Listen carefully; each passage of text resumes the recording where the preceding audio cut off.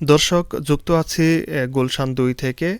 শেষবারের মতো কিন্তু আ বেগম খালেদা জিয়া তার এই বাসভবনে তিনি এসেছেন। আর আমরা দেখতে পাচ্ছি যে তার সুযোগ্য সন্তান তিনি তার মায়ের কফিনের পাশেই মূলত কোরআন তেলাওয়াত করছেন। এ সময় তিনি সকল ব্যস্ততাকে ছুটি দিয়ে এখন কোরআন তেলাওয়াত আপনারা স্পষ্ট দেখতে পাচ্ছেন। তিনি আসলে এখন তিনি কোরআন তেলাওয়াত করছেন এবং তার মায়ের জন্য তিনি দোয়া করছেন।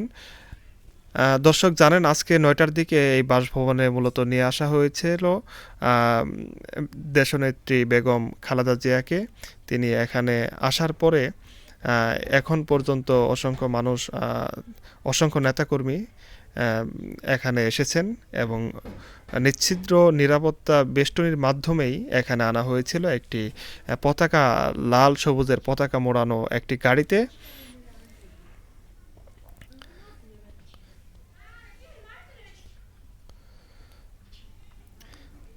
দর্শক, আপনারা কিন্তু দেখছেন এখন বিএনপির ভারপ্রাপ্ত চেয়ারম্যান জনাব তারেক রহমান তিনি তার মায়ের কফিনের পাশে শেষ সময়টুকুতে তিনি কোরআন তেলাওয়াত করছেন, তিনি দোয়া করছেন সৃষ্টিকর্তা আল্লাহর কাছে। দর্শক, আমরা স্পষ্ট দেখতে পাচ্ছি তিনি মূলত এই শেষ সময়টুকুতে আল্লাহর কাছে তিনি ফরিয়াদ করছেন যাতে আল্লাহ তার মাকে মাগফিরাত দান করেন তার রুহের শান্তির জন্য। দর্শক, গুলশান ২ থেকে যুক্ত আছি।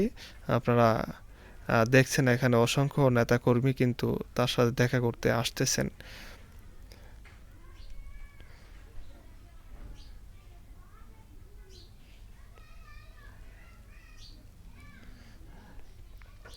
দর্শক, আমরা জানি যে আজকে জানাজার জন্য একটু পরেই আবার জাতীয় সংসদের পাশে মানিক মিয়া এভিনিউ হয়ে আমরা সেদিকেও লক্ষ্য করছি অসংখ্য মানুষ, আসলে হাজার হাজার লাখ লাখ অনেক মানুষ, এত মানুষ সেখানে যাচ্ছে। আমরা একটু আগে দেখছিলাম, সেগুলো আমরা দেখব। দর্শক, এখন কিন্তু আপনারা দেখছেন যে